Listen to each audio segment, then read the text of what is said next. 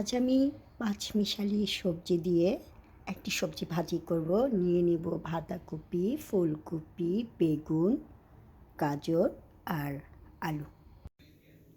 সবজি কেটে সেই পাঁচমিশালি শীতের সবজি কেটে হালকা কিছুটা হলুদ আর লবণ দিয়ে বসিয়ে দিয়েছি।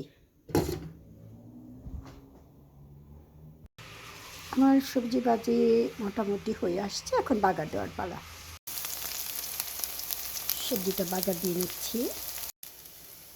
সবজিটায় অ্যাড করছি কিছুটা চিনি। ভাজা হয়ে আসছে, এখন আমি এই ফোড়নটা সবজিতে অ্যাড করব।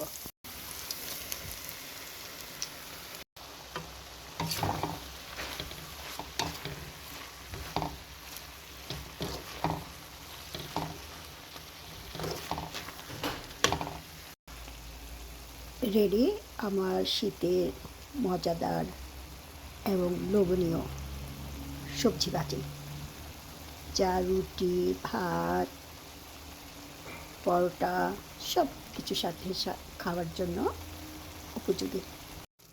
খুব সুন্দর একটি ফ্লেভার বের হয়ে আসছে সবজি ভাজি থেকে। এই সবজির আরও কিছুটা স্বাদ বৃদ্ধির জন্য অ্যাড করছি শীতের আরেক সবজি, ধনেপাতা।